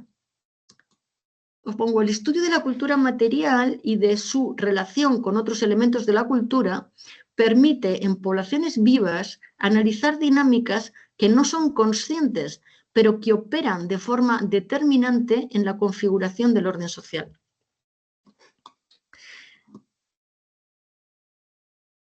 Ay. Y al mismo tiempo permite observar comportamientos y significados que a través del cuerpo y la cultura material siguen operando en las culturas con escritura, aunque quedan invisibilizados por esta. ¿Vale? Y nosotros no, o sea, yo que soy, como ha dicho Rodrigo, del Instituto de Investigaciones Feministas, digo muchas veces que el feminismo, o sea, muchas mujeres que se consideran feministas están defendiendo la igualdad y la igualdad de derechos y no sé qué, mientras con el cuerpo siguen reproduciendo orden patriarcal, se siguen poniendo en posición de objeto de deseo, esto de infantilización del cuerpo de la mujer, que nos seguimos poniendo en posición de objeto, ¿no? Al margen, no digamos, de que, aunque tú llegues al poder en esta sociedad nuestra, sigues despreciando, no das valor a las actividades que tienen que ver con el sostenimiento del orden social, lo que han hecho tradicionalmente las mujeres, ¿no? Que en el mundo occidental se lo estamos dejando a mujeres precarias, generalmente inmigrantes, en condiciones sociales muy inferiores a las nuestras, porque seguimos reproduciendo orden social patriarcal, aunque tu discurso sea feminista. Entonces, por eso yo creo que es muy importante, con esto dejo de... No, ¿te dejo de compartir? A ver. Con esto... o sea, cada vez más yo me enfoco al análisis, o sea, me parece tan importante el análisis de lo que no es consciente en la cultura, de qué es lo que estamos haciendo con el cuerpo, qué es lo que estamos haciendo con la cultura material, qué es lo que estamos haciendo con aquello que no es reflexivo, porque estamos reproduciendo mucho régimen de verdad que va por la injusticia social y lo reproducimos de formas que no somos conscientes de que lo reproducimos, porque nuestro discurso va por otro lado. Y esto yo creo que me ha sido mucho más fácil de ver precisamente por haber trabajado viendo una sociedad oral donde no existe el concepto, el comportamiento reflexivo de la igualdad o de la lucha o de no sé qué, y viendo cómo se reproduce ahí, cómo se reproduce la idea de que las mujeres son inferiores, ¿no? Bueno, esto es lo que os quería contar. Si tenéis preguntas o comentarios o lo que queráis, pues encantada. ¿Me veis ahora a mí? Perfecto. Bueno, Vale. en principio agradecerte, Almudena, por compartir este momento con todos, todas, todes. Así que nada, un momento particular de este lado del charco, o de este lado del océano. Pero bueno, agradecemos por tenerte acá, al menos de manera virtual. Ya vamos a tener el tiempo para tenerte de manera presencial, pero ha sido, al menos de mi punto de vista, tomé apuntes como siempre en tus clases y yo tengo varias cosas para preguntar, pero bueno, quiero en principio, bueno, otra vez agradecerte y ceder la palabra a les colegas que estén por aquí y compañeros, compañeras, compañeros que quieran, bueno, tomar la palabra.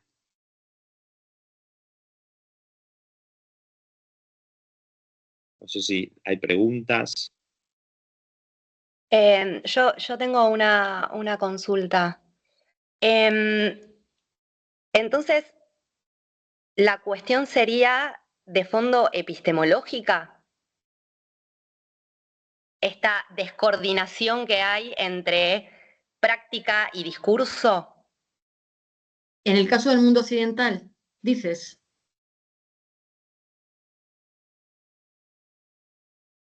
¿Paula? Creo que se quedó como bloqueado. Sí, quedó. Paula, Ahí ¿me voy. hablas del mundo occidental? En realidad, sí, del mundo occidental por el último comentario del tema del feminismo, que es algo que comparto totalmente, pero también la cuestión de cómo determinados supuestos siguen operando tanto en lo occidental como en lo no occidental, aunque se presentan de distinta manera en la realidad material. Digamos, son los mismos supuestos que siguen operando. Sí. Y la pregunta, bueno, era esa. Mira, si yo es que hablo, para mí es muy importante el concepto de régimen de verdad de Foucault. O sea, a mí me parece que si no que hay que analizar cuál es el régimen de verdad. ¿Qué es lo que decía Foucault? Foucault decía que no se puede entender el poder sin entender que si un poder se sostiene es porque la gente cree que son verdad los principios que lo alimentan. O sea, que por eso no se puede separar el poder de la verdad, de lo que considera una sociedad. Porque si él decía, el poder autoritario es muy fácil de identificar y por tanto de resistir. Pero cuando hablamos de poder, hablamos de aquello que se transmite porque la gente cree que son verdad los principios que lo alimentan, ¿no? Entonces, y no lo puede cuestionar. O sea, no es que sean verdad, esto es verdad o es mentira. No, es que es algo que está tan naturalizado que no se puede cuestionar.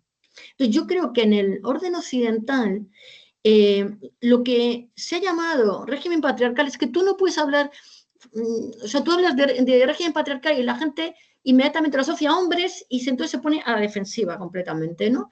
Pero yo creo que no se puede entender el capitalismo, no se puede entender cómo están estos hombres que están despegando en el poder ahora de extrema derecha, absolutamente desconectados emocionalmente de la realidad, no se puede entender sin entender que el régimen de verdad que ha arrastrado, que ha guiado a la transformación de las sociedades, ha sido un régimen en el que los hombres han ocupado el poder, pero porque lo que ha pasado con los hombres es que han encarnado la individualización. Pero que si ahora la encarnan las mujeres, sigue siendo el mismo régimen de verdad. Entonces, si tú quitas a los hombres para que no se sientan que se tienen que defender, ¿no? A lo mejor es más fácil entender que, porque cuando empieza, o sea, yo digo, hay dos identidades fundamentales, la de la pertenencia, lo comunitario, los vínculos y tal, que yo llamo relacional, bueno, que se ha llamado relacional, y la de la individualidad. Al principio todos tienen identidad relacional, luego los hombres empiezan a desarrollar individualidad poco a poco, y para que ellos puedan sostener esto, tienen que impedir que las mujeres se individualicen, porque lo único que es imprescindible es la pertenencia, ¿vale? Entonces se ha ido construyendo una fantasía. Esta fantasía, hasta llegar a la modernidad en que las mujeres nos hemos individualizado, esta fantasía consiste en idealizar todo lo que tiene que ver con la individualidad. Es decir, idealizar los cambios, la tecnología, el pensamiento racional, el control, el poder, con eso. Eso lo han encarnado los hombres al llegar a la modernidad. Cuando nos hemos incorporado las mujeres ahí, a la modernidad, nos hemos incorporado a este régimen de verdad. Así que nosotras seguimos reproduciendo inconscientemente como eje sobre el que valorarnos los principios del orden patriarcal. Es decir, yo sé que a mí la sociedad me valora por lo que yo haga que tenga que ver con la individualidad. A mí la sociedad me valora porque yo escribo libros.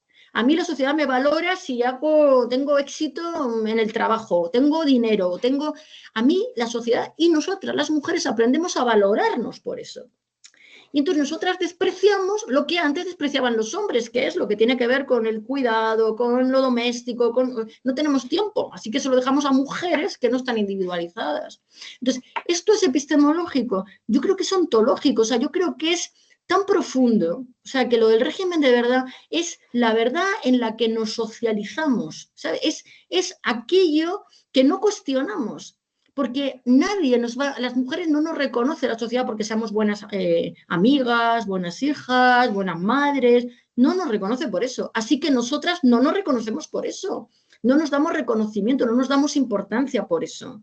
O sea, para mí es muy importante hablar de régimen de verdad cuando se transmite un orden social, porque lo que seguimos haciendo es que, o sea, yo es que doy también... Esto es un argumento para mí largo, ¿no? El último libro que ha nombrado Rodrigo, que es el de la corriente de la historia, hablo de lo que ha pasado con Internet, que es exagerar estos rasgos cada vez más. Entonces, que lo que ha pasado con las mujeres es que nos hemos incorporado a este régimen de verdad y lo reproducimos. Y entonces estamos permitiendo que los hombres que estaban en los grados más máximos de individualización cada vez estén más individualizados y más desconectados, ¿no? Y cuando entra lo LGTBI, cuando entra Internet, para mí con Internet ha habido un cambio ontológico tan grande como el de la escritura con respecto a la oralidad. Y se está construyendo de otra manera la persona y la individualidad sigue aumentando y permite que esos hombres estén en el grado del disparate en el que están. Porque están, o sea, tú ves a Trump, tú ves a varios que tenemos en Europa, a los de Vox y, en fin, a mí me parece que al vuestro, pero esto ahí depende de vuestras sensibilidades políticas. A mí me parece que claramente Milei son hombres muy, o Bolsonaro, ¿no? Muy, muy, muy desconectados. Y eso, están llegando a este nivel porque estamos incorporando mujeres LGTBI y tal, que seguimos idealizando la individualidad, ¿entiendes? Aunque valoremos y con el discurso, digamos, lo colectivo, lo no sé qué, pero nos reconocemos en los valores de la individualidad. Entonces, por eso a mí me parece que es algo como muy profundo, más de, esto tiene que ver con cómo se estudia, es algo de la materia prima a la que estamos hechos.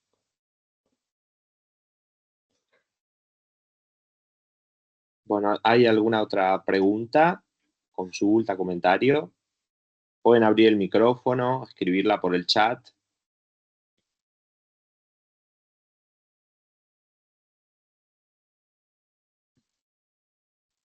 Quiero hacer un comentario o una pregunta, ¿puedo?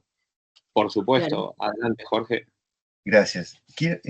Respecto a este tema, es casi una curiosidad de las escarificaciones, incluso de la clitoridectomía, que obviamente nos horrorizan, en principio, al menos la segunda. Pregunto, y usted dijo que también, creo haber entendido, también lo viven como una tortura, ellas mismas, esas niñas, mujeres. Quiero preguntar si con el tiempo, con el desarrollo de esas mujeres, eso quedan como una especie de ritos de paso que había que atravesar y son olvidados como los dolores de parto dicen, se olvidan. Y es decir, queda como una especie de eso, como un rito de paso que había que atravesar, o queda el recuerdo de ese hecho traumático. Esa pregunta. Es que, mira, yo no me metí, o sea, eso habría que hacer trabajo de campo para analizar exactamente esa cuestión, ¿sabes? Y yo no me he metido, porque además es una cuestión muy difícil de analizar. O sea, yo hago trabajo etnoarqueológico, o sea, voy un mes en cada campaña y ha sido muy difícil hablar con las mujeres, porque en el momento que, o sea, cuando nosotros, o sea, toda esa zona no puedes ir como turista, tú no puedes llegar a esa zona. Vamos, yo había gente con la que he estado, de Datsun Gumus, que no han visto nunca una piel blanca, que era la primera piel que veían, ¿no? Porque es una zona muy, muy remota. Entonces, cuando tú vas ahí tienes que ir con permiso del gobierno para el proyecto. Además, Etiopía no tiene nada de corrupción, o sea, bueno, no sé si nada, a lo mejor tiene corrupción, pero nada que ver, o sea, mis compañeros que excavan en Tanzania y en Kenia hay una corrupción tremenda, en Etiopía no, pero te piden que para dejarte trabajar, que les pagues el 10% del dinero que tienes para el proyecto y tienes que documentarlo todo perfectamente. Entonces, según llegas a Addis Abeba, te llevan al banco para que ingreses el 10% y una vez que está ingresado ya vas a la Dirección General de Patrimonio y no sé qué y te ponen un inspector que no te va a dejar sola en todo el tiempo para controlarte, no para cuidarte, para controlarte. Y luego tienes un inspector provincial y luego tienes a alguien local. O sea, está llena de hombres. Entonces, tú llegas ahí y tienes a un chofer, claro. Y necesitas traducción. Entonces, el primer año quien nos traducía era el inspector que llevábamos, porque es que Etiopía es un país muy complejo, muy, muy, muy, muy interesante. Pero y hay muchas lenguas, entonces la que funciona como lengua franca es el amárico, la lengua de los amaras, que es la población dominante. Y el amárico lo sabe hablar todo el mundo que ha ido a la escuela. Y luego, la gente que se educa más y va a la universidad habla inglés, o sea, el inglés es una lengua oficial, ¿no? Entonces, yo me comunicaba con el inspector en inglés. El inspector se comunicaba y preguntaba mis preguntas en amárico. Pero ¿quién contestaba mis preguntas? El marido, porque más había un inspector, hombres, no te dejan sola, o sea, no dejan solas a sus mujeres, ni las mujeres quieren estar solas cuando hay otro hombre, ¿no? Entonces, yo hacía la pregunta y el marido tenía que preguntar en Gumus o en Datsun a su mujer. porque las mujeres, como no han solido, vamos, ni los hombres tampoco, pero tienen más relación, hablan amárico, muchas mujeres no hablan amárico, entonces solo hablan gumus y that's it. Así que era, yo pregunto en inglés, el inspector pregunta en amárico, el marido pregunta en gumus o en that's it, y la respuesta me tiene que volver. O sea, imagínate tú para hablar del clítoris, ¿no? Entonces, esto, el primer año, cuando fuimos con los hombres, nos dijeron que bueno, no, que ellas no hacían esto, que eso estaba muy prohibido, que eso era antes, en los tiempos antiguos, pero ahora ya no, claro, porque era un representante del gobierno, ¿no? Y está prohibido. Pero claro, en esas entrevistas la pregunta nunca le llegaba a la mujer, porque el marido me contestaba. Y el marido al que yo no le preguntaba por el clítoris, le preguntaba, porque ellos hablan porque los hombres tienen circuncisión también, entonces hablan de la circuncisión femenina y masculina, como si se pudiera comparar. Entonces, yo preguntaba y el marido contestaba, y yo le decía al inspector, no, por favor, díganle que yo quiero que me conteste la mujer. Entonces, el propio inspector me decía, ¿pero para qué? Si la respuesta la sabe el marido. Entonces, no había manera de llegar a hablar con las mujeres. Así que el siguiente año llevamos a una, piso puesto, una chica que hablaba amárico, que habla inglés, que había hecho un máster de género y desarrollo, se llama Kefilla, y entonces ya, como yo iba con Kefilla, al chofer le decía que se quedara en el todoterreno, que no se acercara, entonces yo solo iba con Kefilla a las aldeas, a las casas, y entonces ya, como no había hombres por delante, o sea, por medio, los hombres no nos hacían caso y seguían a lo suyo y en su campo, Entonces yo me relacionaba directamente con las mujeres. Entonces ahí es cuando le preguntaba y me contestaban esto que te digo, ¿no? Que las niñas no querían, pero que si no lo hacían no se iban a poder casar y entonces que no había otro remedio. Ahora, preguntarle, ¿pero esto le queda registrado como hecho traumático? ¿Lo olvidan? Eso era, o sea, no, era un nivel de profundización en este tipo de preguntas que no había lugar, ¿sabes? No podía. De hecho, nosotros lo que hacemos en etnoarqueología básicamente es observar el funcionamiento de cultura material y luego relacionarlo con todo lo que estamos observando, ¿sabes? Pero ya un análisis tan hasta de psicoanálisis, ¿no? De la cultura, pues no podíamos hacerlo. Así que no te lo puedo contestar. Lo siento. Bueno, estaba la mano levantada de Mía, Las Salas. Hola, ¿se me escucha? Sí, no Perfecto. te veo, pero te escucho. Yo tenía una consulta de lo que estaban hablando antes, del tema este de la individualidad y que las mujeres que son individuales le dejan lo relacional a otras mujeres que no están individualizadas. Y estaba viendo que vos dijiste que te hiciste consciente a partir de esta intervención, de que vos fuiste al campo y te encontraste con esto y lo pudiste relacionar con la realidad occidental. Y creo que quizás nos pasa a nosotros, que en todo esto no pensamos hasta que Rodrigo nos dio el material de cátedra y te leímos. Entonces pienso, estamos tan metidos en esta sociedad en la cual lo naturalizamos, lo hacemos carne cual hábitus, que no podemos ver un poquito más allá y darnos cuenta que estamos reproduciendo esta sociedad. Entonces quiero saber, ¿cómo podemos hacer nosotros, que somos 17 personas en este chat, para poder quizás hacer que otros lo analicen que no te leyeron o que no hicieron tu trabajo? Porque me parece como que no podemos hacer nada. O sea, es medio feo lo que estoy diciendo, pero es como que, ¿cómo podemos transmitir esta información como para ayudar a otro que analice lo que no es consciente, como dijiste vos? Sí, bueno, muchas gracias por la intervención y por lo que dices. Es muy complicado. Mira, es que es verdad que es muy complicado, pero yo tengo la experiencia, yo soy arqueóloga, ¿no? Y lo que pasa es que, bueno, porque llegué con una ONG a Guatemala una vez, de repente se me transformó, o sea, me di cuenta que la gente entiende el mundo de otra manera, se entiende de otra manera y empecé a trabajar con esto, que es lo que a mí me ha interesado. Pero te diré que últimamente quien más me llama para dar conferencias son gente del mundo de la psicología, de la psiquiatría la neuropsiquiatría. O sea, ahora está, por ejemplo, estuve en el Congreso Nacional de Neuropsiquiatría en España. Luego me llamó la Asociación Sociedad Española de Psicología y Psicoanálisis o Psiquiatría, no sé qué, infantil y juvenil, porque están súper perdidos con qué está pasando con la gente joven ahora, ¿sabes? Está cambiando completamente la ontología. Y yo cuando estaba en Buenos Aires también me llamaron gente del mundo, sí, porque ellos, como yo hablo de cosas inconscientes, ¿no?, que se ven a través de la cultura material, yo creo que la gente sí se lo empieza a plantear.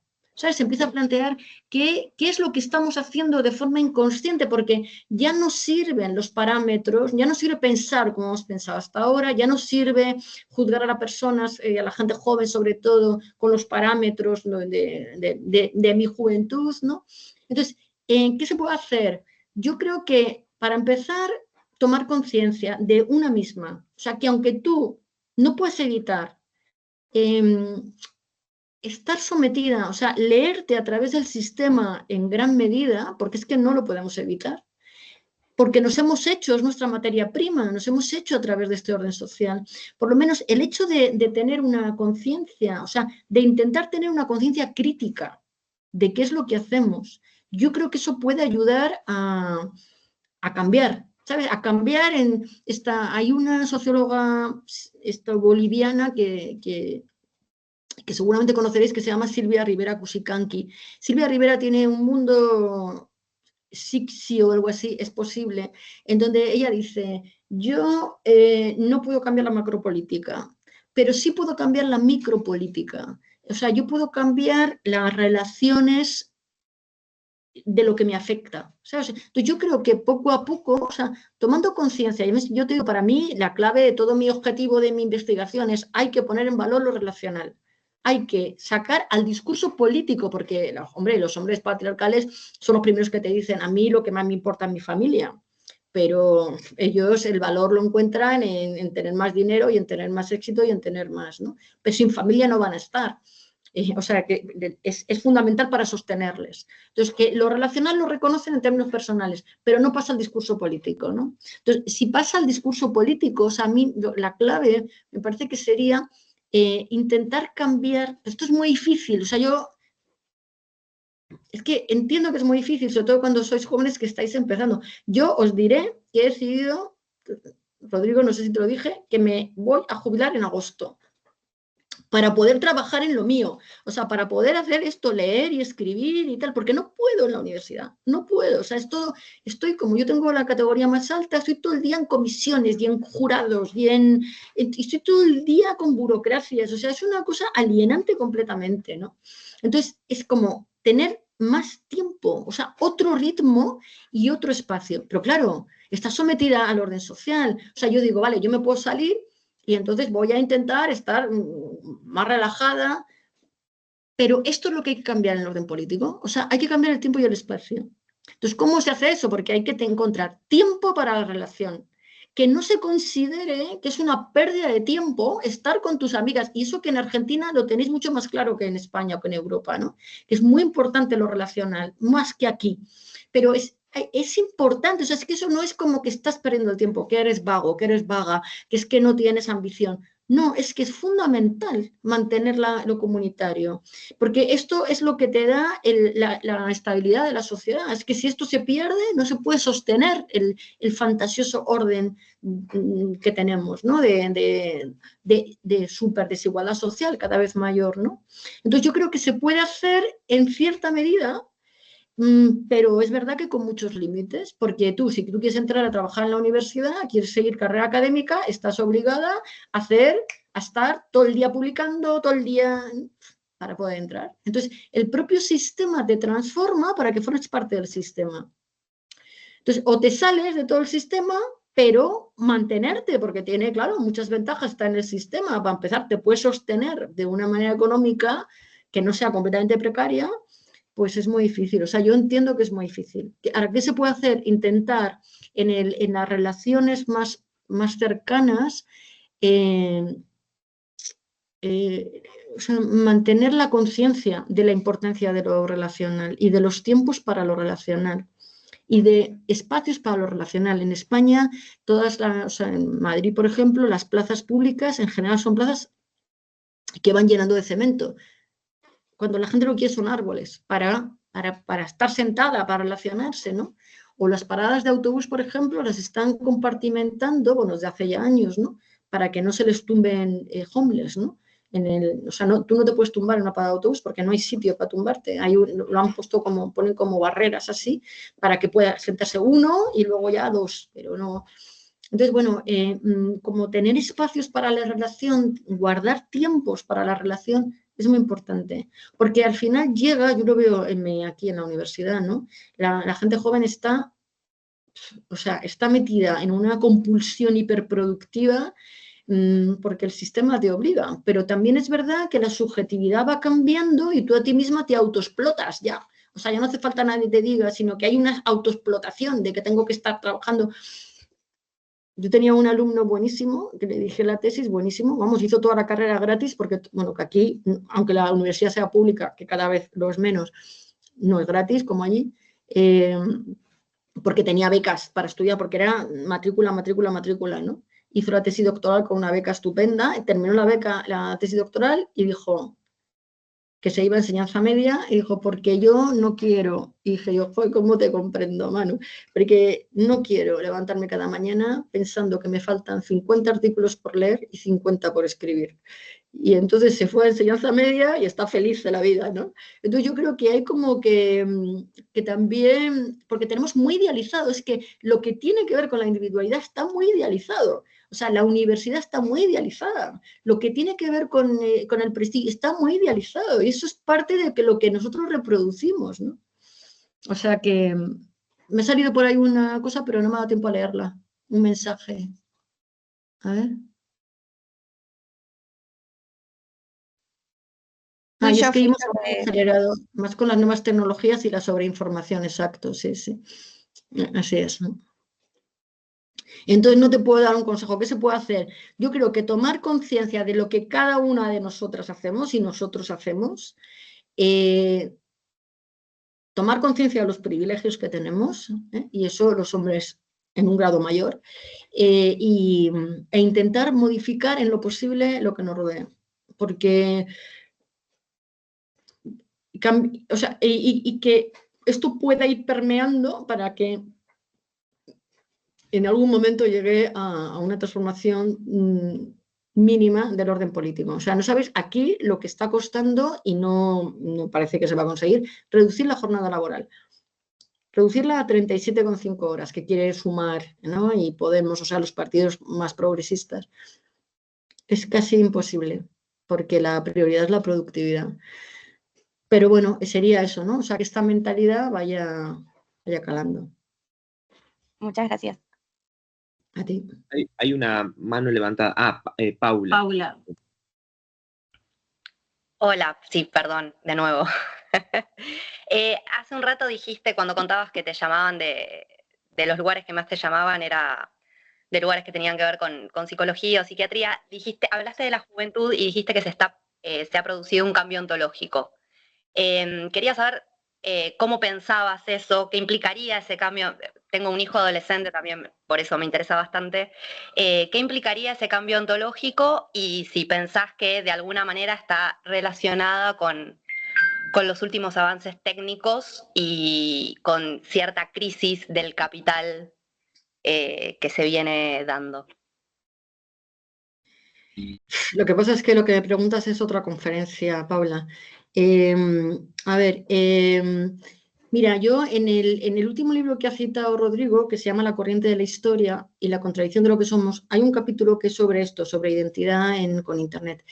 Y te lo puedes cargar gratis porque tiene licencia Creative Commons, ¿no? Está publicado por Traficantes de Sueños. Entonces yo te recomendaría que leyeras ese capítulo. Yo te digo solo así como unas pinceladas, ¿no? O sea, yo creo que no tiene que ver con crisis del capital, sino todo lo contrario, todo lo contrario. A ver, igual que yo te digo, la oralidad, la persona no se construye como puro cuerpo afectado por sustancias, ¿no? O por espíritus, En la escritura la persona se considera integrada por un cuerpo fijo y una interioridad transformable. Yo creo que lo que está pasando con Internet es que me meto en un lío para explicártelo. A ver, en la oralidad, la representación de la realidad no se separa de la realidad. O sea, tú en la oralidad, para representar la realidad, utilizas elementos de la propia realidad. Eso es el mito. O sea, tú utilizas elementos de la naturaleza para representar cualquier cosa. Con la escritura utilizas una representación de la realidad, que son las letras, los números y tal, arbitraria, y entonces separas la realidad de la representación. Son dos cosas. Tú te puedes relacionar con la realidad o te puedes relacionar con la representación. Tú te puedes dedicar a las matemáticas y te relacionas con la representación nada más, ¿vale? Y en una misma persona tú te relacionas por un lado con la realidad y por otro lado estás pensando la propia realidad, ¿no? Tienen los dos niveles. Con Internet hay también una separación entre la persona y la representación, pero la diferencia es que la representación pasa a ser matemática y se aleja de la realidad, lo cual te da cada vez más capacidad de controlar la realidad, ¿no? Con los big data y etcétera. Entonces, la sensación de poder de quien utiliza la escritura con respecto a la oralidad es muy fuerte, porque empieza a entender la ciencia, cómo funciona la realidad. Con Internet eso aumenta todavía más. Pero además hay una diferencia fundamental, y es que en la escritura tenemos la realidad y la representación, pero nos relacionamos en la realidad. O sea, tú estás hablando con tus amigas y luego lees un libro. O tú, por ejemplo, te orientas por el espacio y lo que haces es utilizar un mapa y tú ya ves dónde estás en comparación con el mapa y ya dejas el mapa y te relacionas con la realidad. Con Internet, no. Con Internet nos relacionamos con la representación. O sea, tú quieres relacionarte por el espacio y lo que haces es que miras un GPS y no miras la realidad. Y si tienes que volver a pasar por ahí, vas a volver a mirar el GPS porque no te has enterado de la realidad. Entonces, hacemos todo a través de la representación. O sea, hacemos todas las transacciones bancarias, todo. Vemos películas, vemos todo en una representación de la realidad. Y la gente joven se está empezando a relacionar a través de la representación, no de la realidad. Ya no quedan para tomar un café, ya ni siquiera hablan por teléfono, ya se graban mensajes y lo que hacen es escuchar el mensaje o leer el mensaje y el otro contesta. Y eso lo estamos haciendo también los adultos. O sea, yo que estoy completamente socializada en la ontología de la historia, yo ya no llamo a una amiga directamente. Yo le pido permiso, le digo, ¿te viene bien hablar? Quiero hablar contigo, ¿cómo te viene bien? La gente joven no habla por teléfono, ni siquiera habla por teléfono cuando al otro le viene bien. Se relaciona a través de mensajes. Entonces se está desconectando, está perdiendo la identidad relacional. Y eso es una pérdida que es trascendente, porque es imprescindible tener sensación de pertenencia. Entonces se están empezando a perder la capacidad de introspección, porque al no hablar directamente con una persona, o sea, hay una, Paula Sibilia, que es argentina, escribió en 2010, es una socióloga, escribió un libro que se llama La intimidad como espectáculo. Y en 2010 ya decía que se estaba colgando lo más privado en la red, ¿no? O sea, está cambiándose el concepto de intimidad por el de extimidad, decía Paula Sibilia. Es decir, lo muy privado se hace absolutamente público. ¿Y qué pasa cuando pones lo muy privado en lo absolutamente público? Que no tienes a la otra persona delante. Así que está aumentando muchísimo los niveles de agresividad.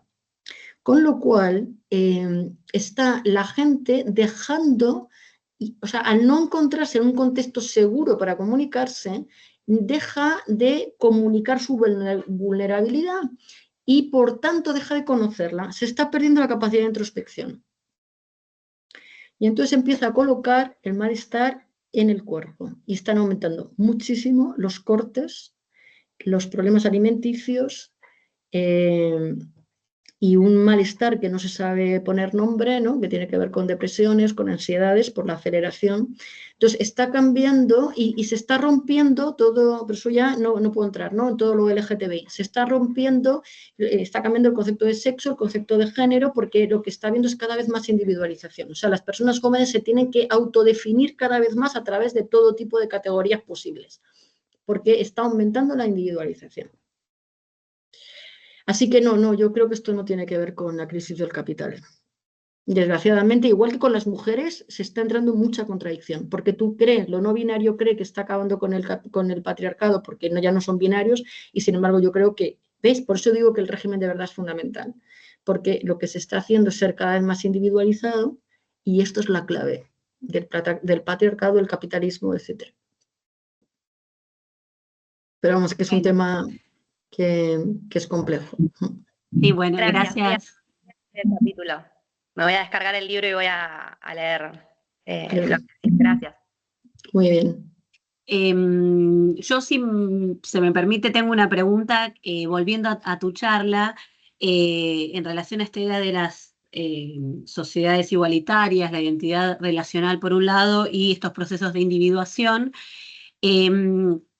Yendo puntualmente a la fantasía de la individualidad, entonces vos hablas de los mitos también, de cómo operan los mitos en esa idea de, en las sociedades igualitarias, como legitimadores de seguridad, de esa seguridad que se da en este tipo de sociedades. No sé si podés contar algo más de eso, o si tenés algún ejemplo de qué tipos de mitos son los que apuntan a esta idea de contrarrestar este miedo al cambio en un punto. No sé si, insisto, o sea, porque lo mencionás en el libro, si has trabajado con eso o si tenés algún ejemplo de cómo operan estos mitos. A ver, es que nosotros hablamos de mitos como si, o sea, se confunde con conceptos como leyenda o como, ¿no? Como si fuera algo que no es verdadero comparado con la ciencia que sí es verdadera, ¿no? Entonces yo lo que digo siempre es que, claro, eso es una interpretación que se hace desde el pensamiento ilustrado, racional, occidental, ¿no? Que idealiza la razón, o sea, que es que tiene que ver con lo mismo, ¿no? Porque el mito es un tipo de conocimiento al que se accede a través de la emoción, mientras que a la ciencia se accede a través de la razón. O sea, el mito es un conocimiento tan verdadero que no admite falsación. O sea, el mito de origen, yo cuando hablo del concepto de mito, lo que hablo es de esta conexión con la realidad a través de elementos de la realidad. O sea, utilizas para representar la realidad elementos de la propia realidad y construyes un mundo, pero esa construcción, a diferencia de la ciencia, tú la ciencia cambias la manera de, o sea, que te dicen que ahora ya no funciona, que no, que la teoría de las supercuerdas es mucho mejor que la teoría de la relatividad, o la teoría cuántica es mucho mejor que la teoría de no sé qué. Y tú dices, vale, joder, fíjate cómo avanza la ciencia. Y tu vida no cambia. Pero si tú crees en una verdad mítica, es una verdad de fe, o sea, si tú crees en algo a través de la emoción, si eso lo desmontas, el sentido de tu vida cambia. O sea, el conocimiento del mito, de la fe, es un conocimiento muy reasegurador y que da sentido a la vida. Vale, entonces no hay que despreciar ni hay que minusvalorar el conocimiento del mito, porque es un conocimiento absolutamente verdadero, o sea, tan verdadero que no admite falsación, ¿vale? En ese sentido, o sea, que tú dices a una persona que sea creyente, tú dices, ¿y el cielo? Y a ver, cuéntame dónde está el cielo, porque los astronautas no se han encontrado el cielo.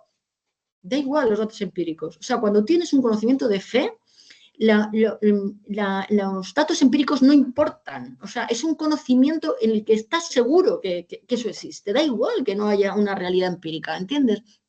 Entonces, lo que se hace en el mito es como que, a ver, yo lo que pienso es que, pues es que como me meto, o sea, son, me hacéis preguntas que son muy difíciles, porque es como que hay que retrotraerse a muchas cosas, ¿no? Y son muy largas. O sea que, a ver, creemos a través de conocimiento mítico en aquellos, o sea, atribuimos mitos a aquellas porciones de la realidad que no controlamos a través de la tecnología, que no queremos controlar a través de la ciencia y la tecnología. Por ejemplo, tú eres una persona de una sociedad de caza-recolección, no tienes tecnología. Cuando empieza, entonces vives en una realidad que no tienes explicada a través de la ciencia, ni controlas a través de la tecnología, pero está viva, te puede dar la vida, te la puede quitar, porque si un río deja de tener agua, tú te mueres. Si una nube te tira un rayo, tú te mueres. Entonces, ¿cómo se explica esa realidad? Eso es el mito. ¿Cómo se explica esa realidad? Se explica a través de atribuirle el único comportamiento que conoces, que es el del grupo social, tu grupo social. Entonces tú dices, pues es que pues el río ha dejado de traer agua porque se ha enfadado. Por ejemplo, yo entre los Kekchi conocí a una señora, vamos, una de las aldeas a las que fui, potentísima, esto lo he contado varias veces, una mujer potentísima que tenía un hijo como de 40 años completamente retrasado mental, completamente. Entonces, ¿por qué este chico tenía este problema? Pues la madre decía que era su culpa, la culpa de la madre, porque cuando había nacido lo había metido a bañar al río sin haberle pedido permiso al río. Y el río se había enfadado y le había robado el alma. Entonces, tú atribuyes comportamiento humano a toda la realidad. Ahora bien, esa realidad tiene más poder que tu grupo social. O sea, a ti el río te puede dejar de traer agua y te mueres, pero tú no puedes hacer nada contra el río. A ti la nube te tira un rayo, pero tú no puedes hacer nada contra la nube. Entonces, esa realidad en la que vives, que tiene un comportamiento humano, adquiere un carácter sagrado. Entonces, tú vives en una realidad de dinámica humana y carácter sagrado. Entonces, tú te sientes, o sea, tú dices, toda la realidad se comporta igual que mi grupo, pero es sagrada. Entonces, ¿cómo traduces eso? Es que la instancia sagrada me ha enseñado a mí cómo me debo comportar. Porque además tú miras a un grupo al lado y tú dices, se comporta de forma distinta. Y miras al otro del otro lado y dices, se comporta de forma distinta. Así que yo soy el único que se comporta como la instancia sagrada. Conclusión, yo soy el grupo elegido por la instancia sagrada para enseñarme cómo me debo comportar y que él me proteja. Esto, el ser el grupo elegido, es lo que cree toda persona que tiene una verdad de fe, toda persona que cree en un mito, que ha sido el grupo elegido, porque la instancia sagrada te ha elegido a ti para enseñarte cómo tienes que comportar. Es decir, tú construyes a Dios a tu imagen y semejanza y luego decides que Dios te ha construido a ti a su imagen y semejanza. Entonces, Dios te va a proteger. Esto, claro, funciona cuando tú no tienes control tecnológico sobre esa realidad. Así que tú estás inseguro, o sea, tú no quieres que haya cambios porque tú sabes que tú vas a poder sobrevivir mientras mantengas ese modo de vida que Dios te enseñó en el mito de origen. Así que esto es todo un mecanismo mental para frenar el cambio en condiciones en las que tú no estás seguro de que vas a poder sobrevivir si las cosas cambian. Es esto de más vale malo conocido que bueno por conocer. ¿Sabes? Porque si yo no estoy segura de que tengo control sobre una realidad, entonces prefiero que nada cambie porque así estoy seguro. Entonces, ¿qué pasa con el mito? El mito es una realidad en la que vives, que tiene comportamiento humano, carácter sagrado y en la que tú siempre sientes que eres el grupo elegido. Si tú traduces lo que significa la autodenominación, ¿qué significa agua? Kekchi, Datsin, Gumus, ¿qué significa? En general siempre significa la gente verdadera, te traducen los libros, los hombres auténticos, pero porque lo traducen como genérico, ¿no? El hombre. Siempre significa eso, las personas verdaderas, ¿no? Porque eres el elegido por Dios. Cuando empiezas a controlar algo a través de la tecnología, por ejemplo, empieza en la prehistoria, empieza la agricultura intensiva, empiezas a meter regadío, arado, tracción animal, entonces tú ya sabes qué tengo que hacer para que la tierra me dé más alimento por unidad de espacio. Así que eso deja de ser sagrado. Entonces cuando empiezas a explicar las dinámicas causales de la realidad, sacas esa esfera del mito y empieza a entrar en la esfera de la naturaleza. Por eso en la historia, cuando a mí me dicen, no, es que lo que pasa en el proceso histórico es que la cultura va expandiéndose y quitando espacio a la naturaleza, ¿no? Y yo digo, no, es exactamente lo contrario. Al principio todo es cultura, porque todo es humano. Y lo que va pasando, lo que se va abriendo espacio es la naturaleza. O sea, hay aspectos de la realidad que ya no tienen comportamiento humano y que tienen un comportamiento que tú entiendes a través de la razón y que por tanto controlas. Entonces empiezas a sentirte con poder frente a esa naturaleza, en lugar de lo que pasa en el mito. Y se van quedando a lo largo de la historia esas esferas de la realidad que no puedes explicar a través de mecánicas causales de la ciencia, se van quedando como reductos en los que opera la dinámica del mito. ¿Entiendes? Y entonces cada vez se va, las mecánicas causales, cuando entra la ciencia, cuando entra la tecnología, pues ya lo que está diciendo, pues yo ahora controlo más que antes, luego quiero controlar, vas favoreciendo el cambio. Pero en el mito, en la esfera del mito, no quieres que nada cambie y te sientes protegido en esa esfera, porque eso tiene una dinámica sagrada. Clarísimo, clarísimo. Muchísimas gracias. Un poco yo te hacía esta pregunta como parte de completar un poco algo de lo que también está en el libro, ya que tenemos esta clase que es de nuestro seminario, donde te hemos leído, pero tal vez hay algunos otros invitados, así que bueno, para completar un poco eso, y súper claro con tu explicación, gracias por el detalle también, muchas gracias.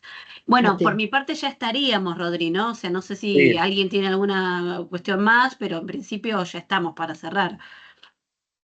sí, yo creo que también, ¿no? No quiero robarle más tiempo a Almudena, ha sido tan generosa, y así que bueno, invitamos a leerla, a profundizar en la lectura. Yo tengo mucho para leer, sobre todo lo que anoté y para repensar y procesar información. Así que agradecidos, agradecidas con quienes se conectaron hoy y obviamente en principio a Almudena que estuvo. Así que muchas gracias. Bueno, muchas gracias a vosotros, vosotras, y mucha suerte con la asignatura esta. eh, que vaya muy bien, está muy bien una asignatura que hable de sociedades orales, está muy bien, sí que no es tan frecuente. Así que nada, que os vaya muy bien, que os vaya muy bien con el país y con todo. Y nada, pues hasta otra. Bueno, gracias, muchas Gracias. gracias. Hasta luego. Chao, hasta luego. Muchas gracias.